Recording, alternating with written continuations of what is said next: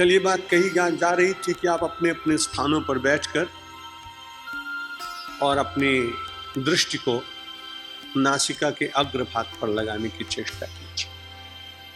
प्रवचन सुना तो बहुत है, कथाएं बहुत सुनिए, तो बहुत कुछ करने को अभी बाकी है, और जो किया जाता है वही काम आता है। किसी एक व्यक्ति को एक बहुत अच्छे केमिस्ट मित्र के साथ बैठने की आदत थी।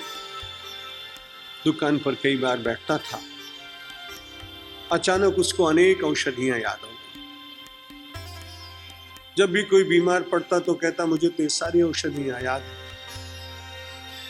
लेकिन औषधियां याद होने पर भी बड़ी कठिनाई कि वो किसी भी अस्वस्थ व्यक्ति को स्वस्थ नहीं कर पाया। लोगों ने कहा तुम्हें इतनी औषधियां याद है, तुम लोगों को स्वस्थ नहीं कर पा रहे। उसने कहा औषधियों के नाम याद हैं, लेकिन औषधियों का प्रयोग मैंने कभी किया नहीं। कभी आध्यात्मिक दृष्टि से आत्मनिरीक्षण करने का प्रयत्न करें तो क्या ये हमारे साथ नहीं घटता है? हमें भागवत याद है, हमें गीता याद है, हमें उपनिषद याद है, हमें अनेक महापुरुषों की कथाएं याद हैं, लेकिन बड़ी कठिनाई होती है कि जब हम रोगी स्वयं होते हैं तो जैसे उस केमिस्ट बंधु के साथ बैठने वाला उसका मित्र औषधियों के नामों का उच्चारण तो कर सकता है, न स्वस्थ हो सकता है, न दूसरे को स्वस्थ बना सकता है। ठीक इसी प्रकार से ये कथा प्रवचन सब याद हों, लेकिन जीवन की कठिनाई के समय में उनका व्यवहार यदि न किया जा सके, उनका उपयोग न कर सकें, तो न नाम मात्रेण करोत्य अरोगम। भगवान आदि शंकराचार्य जी ने सर्वधर्म वेदांत सिद्धांत सार संग्रह नाम के ग्रंथ में एक श्लोक के अंत में कहा कि न नाम मात्रेण करोत्य रोगम। औषधियों के नाम लेने मात्र से निरोगता प्राप्त नहीं होती। जो उस औषधि का सेवन करने का प्रयत्न करता है उससे उसको लाभ होता है। श्रीमद् भगवद गीता को सेवन करने वाली बात बीच बीच में बताती जा रही। माँ बहुत दुलार करती है, और सचमुच श्रीमद् भगवद गीता माँ है, शाश्वत अविनाशिनी माँ। संसार में न कभी पहले वो नष्ट उसे कोई कर सका, न कोई उसे नष्ट कर सकेगा। जिन लोगों ने मातृबुद्धि से उसके चरण पकड़े हैं, उसका संरक्षण वो निश्चित रूप से करती है। जो बहुत ही दुलार के साथ उसके आंचल को पकड़ लेते हैं, माँ उसे अपने अंक में भी बिठाती है। जो उससे बिल्कुल अनन्य हो जाते हैं, उन लोगों को कान में अपने रहस्य बता देती है। हम और आप किस कोच में बैठे हैं, ये स्वयं देखने का प्रयत्न अपने आप करना हो। संप्रेक्ष नासिकाग्रम सम दिशश्चा नवलोकयन। छठे अध्याय में बताया गया कि आप बैठ जाइए, और बैठने के बाद दुनिया की तरफ तो बहुत बार देखा है। मुझे बड़ा अच्छा लगा, क्यों गीता आजकल विशेष रूप से आप सबके बीच में बोलना, इसलिए 1-2 बार देखता हूं दिन में। भगवान ने कहा कि अपनी नाक की तरफ देखो।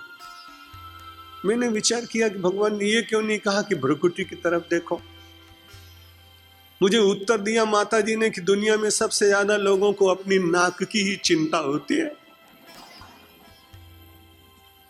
हर समय आदमी सोचता रहता है कि नाक न कट जाए, और अगर नाक कट जाए तो लड़ाइयां हो जाती। अगर लक्ष्मण जी ने शूर्पणखा की नाक न काटी होती तो मुझे ऐसा लगता है कि युद्ध प्रारंभ न हुआ होता। इसलिए श्रीमद् भगवद गीता ने कहा कि ध्यान करते समय आप बैठिए, और बैठने के बाद शुचौ देशे प्रतिष्ठाप्य स्थिरमासनमात्मना। अपने आसन को स्थिर कर लीजिए, स्थान को पवित्र कर लीजिए, प्रशांत भाव से बैठ जाइए। समम काय शिरो ग्रीवम धारयन् नचलम स्थिरः। प्रयत्न करिए कि आपका शरीर स्थिर बना रहे उतने 10-20 मिनट तक। और मनः संयम में मच्चित्तो युक्त आसीत मत्परः, 14वां श्लोक है।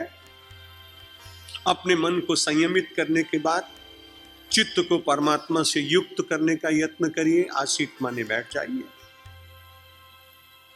और उसके साथ में ये मैंने पहले ही बताया कि कहाँ ध्यान करना चाहिए। संप्रेक्ष नासिकाग्रम स्वम दिशश्चा नवलोकयन। दिशाओं की ओर न देखते हुए नासिका के अग्रभाग पर। On the tip of nose. अपनी दोनों आंखों को वहां टिकाने की कोशिश कीजिए। दिशश्चान अवलोकयन, चारों दिशाओं की ओर मत देखिए। और बार बार बार बार एक भाई ने मुझसे कहा था कि अभ्यास नहीं है, दुनिया को देखता रहा हूं, नदी पर्वत देखता रहा हूं, चलचित्र देखता रहा हूं, बाजार देखता रहा हूं, मैंने तो अपनी नाक को कभी देखा ही नहीं। मैंने कहा पहले से ही देखते तो बहुत अच्छा रहता, चलो आज से देखना प्रारंभ कर। संप्रेक्ष नासिकाग्रम स्वम, अपने नासिका के अग्रभाग पर दृष्टि को टिकाने का प्रयत्न करने से धीरे धीरे ध्यान लगने लगता है। क्योंकि आप जानते हैं मुख बंद होता है, नासिका से प्राणों का आना जाना होता है। प्राणायाम में कुंभक और पूरक कुंभक और रेचक इसीलिए किए जाते हैं कि उसमें नासिका के द्वारा प्राणों का अवरोध किया जाता है। पहले हम ग्रहण करते हैं, उस क्रिया को पूरक कहते हैं, फिर उसको रोकने का प्रयत्न करते हैं, उसको कुंभक कहते हैं, फिर उसको निकालने का प्रयत्न करते हैं, उसको रेचक कहते हैं। नासिका के अग्रभाग पर दृष्टि रखने के कारण धीरे धीरे प्राणायाम बिना नाक दबाए प्रारंभ होता है। क्योंकि जो नाक दबा के प्राणायाम किया जाता है वो प्रारंभ के लोगों को सिखाने के लिए, लेकिन प्राणों का अवरोध धीरे से सहज गति से होने लगे तो जब नासिका के अग्रभाग पर कोई साधक अपनी दृष्टि को टिकाने का प्रयत्न करता है तो अनजाने ही धीरे धीरे कुछ काल के पश्चात प्राणायाम प्रारंभ हो जाता है। संप्रेक्ष नासिकाग्रम समदृश्चानवलोकयन, फिर उसके बाद जीवन का व्यवहार बताया भगवान। ये ध्यान अच्छी तरह से उन्हीं लोगों का टिक पाएगा जो युक्ताहार विहारस्य युक्त चेष्टस्य कर्मसु युक्त स्वप्नावबोधस्य योगो भवति दुःखः। 17वां श्लोक 17, छठे अध्याय का 17वां श्लोक, बड़ा अच्छा श्लोक हमारे और आपके लिए। युक्ताहार, उतना भोजन करिए जितना आवश्यक है।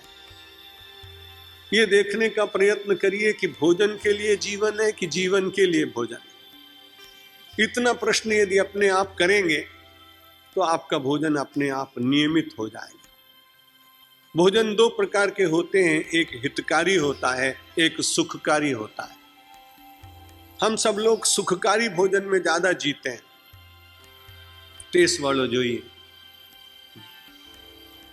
बहुत अच्छा मसाले वाला चाहिए, लेकिन अगर योगाभ्यासी बनना चाहते हैं, युक्त बनना चाहते हैं, तो भोजन को धीरे धीरे सात्विकता प्रदान करनी पड़ेगी। और उतना विचार करिए कि भोजन, 2 समय के भोजन से भी आदमी का काम अच्छी तरह से चल जाता है। उसके बाद तो जिह्वा बहुत मांगती है। हमारे देश के एक बड़े प्रसिद्ध संत हुए डांगरे महाराज, मुझे उनकी कई बार कथा में उद्घाटन करने का और एक बार मुझे उनका मुख्य श्रोता बनने का सुअवसर प्राप्त हुआ। वो कहा करते थे कि जीवन माटे तो बहुत जरूरी નથી, ખાવાની વસ્તુઓ જીવન માટે બહુ જરૂરી નથી, पर जीभ माटे बहुत जरूरी है। वो कहते थे जिह्वा को बहुत चाहिए, जीवन को बहुत कम चाहिए। और ये रात इस दृष्टि से आप देखेंगे तो जितने भी अच्छे साधक हुए, भगवान आदि शंकराचार्य से लेकर और महात्मा गांधी जी तक, उन सब लोगों ने भोजन के संबंध में बहुत विचार किया है। और आहार की शुद्धि से ही नासिका के अग्रभाग पर आपके प्राण टिक सकेंगे, ध्यान लग सकेगा। आहार शुद्धि सत्व शुद्धौ, सत्व शुद्धौ ध्रुवा स्मृति। आहार की शुद्धि से अंतःकरण की शुद्धि होती है, और अंतःकरण की शुद्धि होने से आपकी स्मृति निरंतर परमात्मा की तरफ चलती रहती है, जाती रहती है। स्मृति लंबे विप्रमोक्षा, और स्मृति के परमात्मा के साथ पूर्ण रूप से एकाकार हो जाने के बाद मोक्ष मांगना नहीं पड़ता है, मोक्ष अपने आप मिल जाता है। आप निश्चित मानिए कि मांगने से कोई भी व्यक्ति गौरव को प्राप्त करता नहीं। मांगना अपने आप में कोई बहुत अच्छी क्रिया है नहीं। इसलिए बहुत अच्छे जो भक्त हैं वो भगवान से प्रार्थना करते हैं कि मैं आपसे मांगू का, कैसे मांगू और क्या मांगू। एक ऋषि ने तो कहा कि जाने न पड़े झूठ का सांचा। हे भगवान, मैंने तो कभी वर मांगा ही नहीं है और आप कहते हैं वरदान मांगो। मैं कबहु नाथ वर याचा, जान न जाहि झूठ का साचा। क्या झूठ है और क्या सत्य है, जब तक इसका मेरा निर्णय मन से नहीं हो सका, इसलिए मैं मांगू तो कभी मैं असत्य मांग लूं। इसलिए वो कहता है महाराज, जिसमें जो आपको ठीक लगे वो आप दीजिए। अच्छा भक्त भगवान से वरदान मांगता नहीं है, भगवान प्रसन्न हो के उसे अपने आप देते रहते हैं। क्यों, भगवान करेगा भी क्या? कभी आपने सोचा, मानो नाथ द्वारा का रोज 200 किलो का भोग लगने वाला, वो भगवान कहे कि मैं ही रखूंगा, तो उसे कितने कोल्ड स्टोरेज बनाने पड़ेंगे और कितने मैनेजर रखने पड़ेंगे? करेगा क्या वो? इसलिए जब भी वो प्रसन्न होता है तो भक्तों को ही देता है, अर्थ देता है, सात्विक काम देता है, धर्म की बुद्धि देता है, और बहुत ही श्रेष्ठ स्थान पर आप पहुंच जाएं तो परमात्मा ही आपको उन बंधनों से मुक्त कराने के लिए वैराग्य देता है। मैं तो ऐसा मानता हूं कि जिनके मन में पदार्थों के प्रति विरक्ति जागती है, वे परमात्मा के विशिष्ट कृपा पात्र लोग। पदार्थ प्राप्त होना और पदार्थों के प्रति निरंतर आसक्ति जगती चली जाए, ये लौकिक जगत से लोग कहते हैं बड़ा भाग्यशाली आदमी। 5 बंगला થઈ ગયા, 25 कारो છે, 20 બેંકમાં એમના એકાઉન્ટ્સ છે, ખબર નથી કે પૈસા કેટલા છે, સાંજે ગુણીમાં ભરીને મૂકી રાખે છે, 1 માસમાં 1 દિવસમાં ગણે છે, ગણતરી કરવા માટે 2-4 માણસોને બોલાવવા પડે છે। इतना सब कुछ होने के बाद भी लौकिक दृष्टि से वो व्यक्ति बड़ा भाग्यशाली हो सकता है, क्यों संसार उसी दृष्टि से देखता है सब। लेकिन जब भगवान बुद्ध ने परित्याग कर दिया अपने पिता शुद्धोधन के राज्य का, और जब वहां से निकल गए तो उसके बाद मार्ग में कई ऋषि उनका वंदन करने के लिए खड़े थे। राजकुमार ने कहा, मैंने तो साधना की नहीं, आप तो साधना करने वाले लोग हैं, मैं तो अभी निशीथ वेला में अपनी पत्नी और अपने कुसुम कोमल छोटे से शिशु का परित्याग करके निकला हूं। उन्होंने कहा, ये बड़ी अच्छी बात, अगर तुम्हारे जैसे राज्य की सब सुविधाएं और तुम्हारी जैसी अनिंद सुंदरी पत्नी मुझे मिली होती, मैं छोड़ पाता कि न छोड़ पाता, मेरे लिए बड़ी कठिनाई है। तपस्वी ने कहा, ये सारी वस्तुएं कभी कभी अभी मेरे स्वप्न में आती, मैं उनसे लड़ता हूं, संघर्ष करता हूं, उनको दूर करने का प्रयत्न करता हूं। तुम बड़े भाग्यशाली हो युवक कि इतने सुख को तुमने स्वेच्छा या परित्याग किया, इसलिए तुम वंदन करने के योग्य। जिसे प्राप्त हो वो उसका परित्याग करे तो बात ठीक, और जिसको प्राप्त ही नहीं है और वो कहे कि मैं बड़ा त्यागी हो गया हूं, तो त्यागी उसको कहा नहीं जा सकता है, वस्तु हो। इसलिए यहां कह रहे हैं युक्ताहार। आपके पास खूब तरह तरह के भोजन की वस्तुएं भरी हों।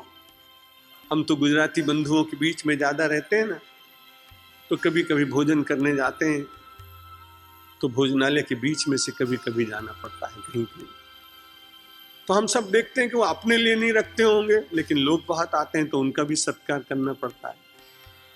शायद उनकी उतनी भोजन में रुचि ना भी हो, लेकिन इतनी वस्तुएं रखनी पड़ती हैं कि उनका गणना करना कठिन होता है। कई चीजों का तो मैं नाम भी मिठाइयों का जानता नहीं, इतनी चीजें होती, लेकिन इतना होने के बाद में फिर वो व्यक्ति नियमित नियम लेके मैं इतना ही ग्रहण करूं। युक्त आहार, भोजन में अपने आप नियंत्रण, ये युक्त आहार। जब मनुष्य दिन भर खाता रहता है तो हमारे एक महात्मा कहते थे, मैंने कहा महाराज दिवस में 8 वखत खाए छे, तो एमने कहा कि तमने खबर छे गया भावमां ए बकरो हतो।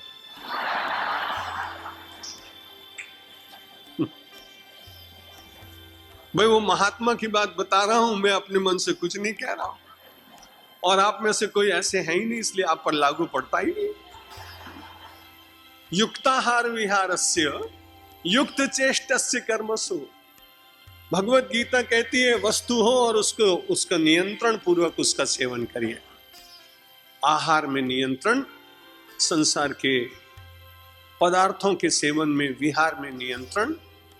युक्ताहार विहारस्य युक्त चेष्टस्य। हम लोग अकारण बहुत बार बैठकर ऐसी चेष्टा करते हैं जिससे कुछ मिलता नहीं।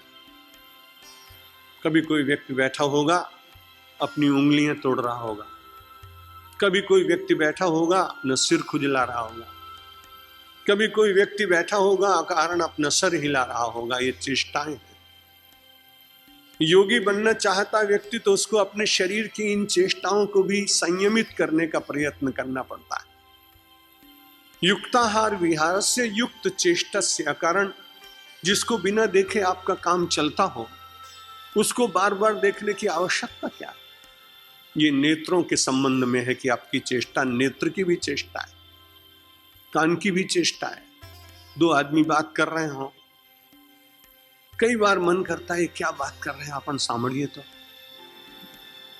और कई बार उससे भ्रम बड़ा होता है कि दो व्यक्ति बात कर रहे होते हैं और वो दो व्यक्तियों में से एक व्यक्ति ने कभी भूल कर आपकी तरफ देख लिया, तो आप कहते हैं बस मारा माटे कोई बात चाले छे आगे। इसलिए चेष्टा पर नियंत्रण न होने के कारण नुकसान तो आपका होने वाला है। इसलिए श्रीमद् भगवत गीता कहती है कि जगत में रहते हुए लोगों की चेष्टाएं देखकर अपने मन में नाना प्रकार के भ्रम उत्पन्न करने का प्रयत्न व्यक्ति को नहीं करना चाहिए।